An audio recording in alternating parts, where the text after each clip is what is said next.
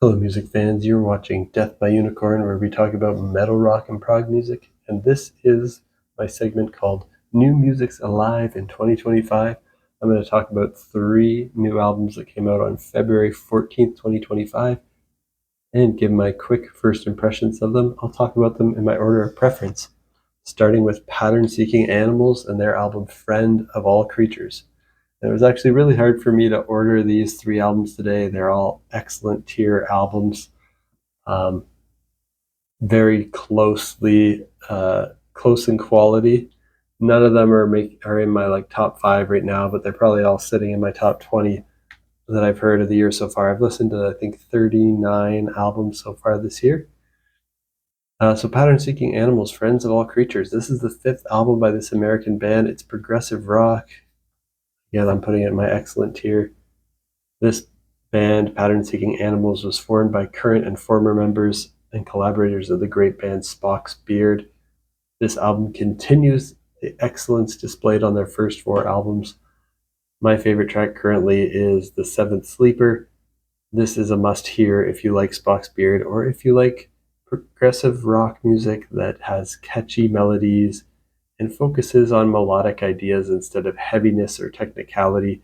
It's all clean singing, nothing too chunky on the guitars, all easy enough to listen to. That doesn't focus on technicality, virtuosity, or flashiness in the playing, even though you can hear that these players have the technical chops for sure.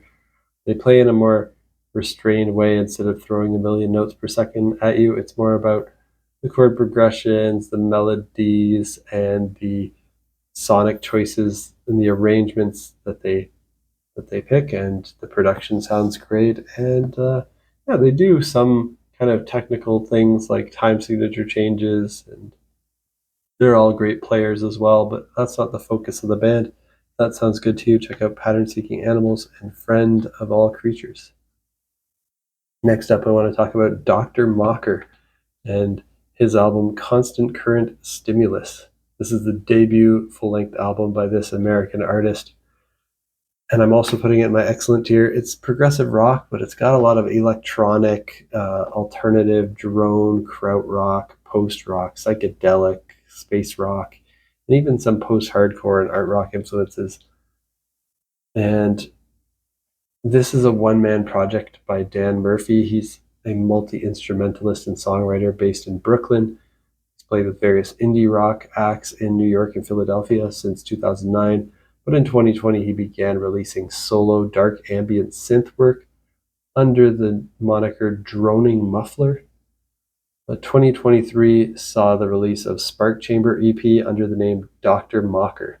So that's when the name came about in 2023, and this project marked a new direction towards psych rock and krautrock, combining up-tempo drum beats and more foregrounded angular guitar work with both sequenced and droning synth sounds.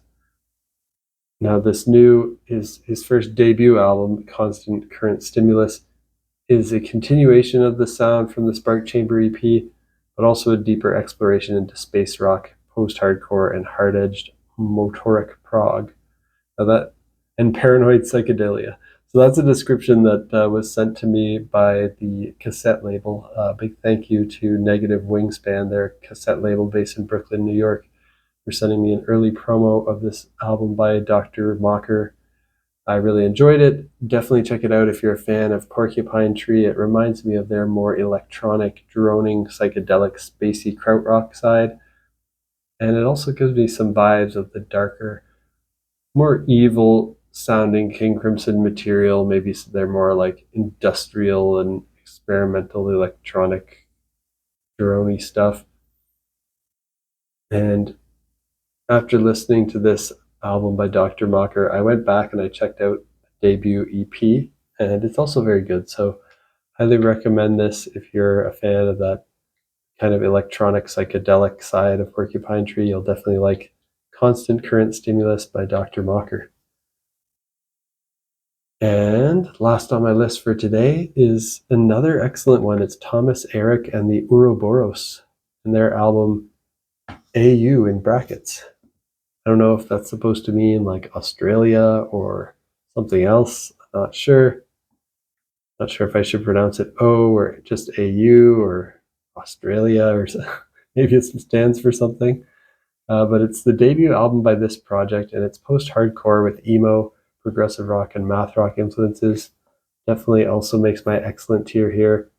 And Thomas Erak, while this is a debut album, he is an experienced musician from the Fall of Troy, a great band. I love the Fall of Troy. I enjoyed the two early release singles that I heard from this Thomas Erak and the Ouroboros album. I heard ADDTM, Attention Deficit Disorder of the Masses, which that one doesn't feature any harsh vocals. It focuses on singing. And then the other single I heard ahead of time was You've Got the Wrong One Today, Buddy, which is an intense hardcore song with screaming. So I had a feeling this would be a great album with some variety, and it definitely is. Some of my favorite tracks so far are Kolick.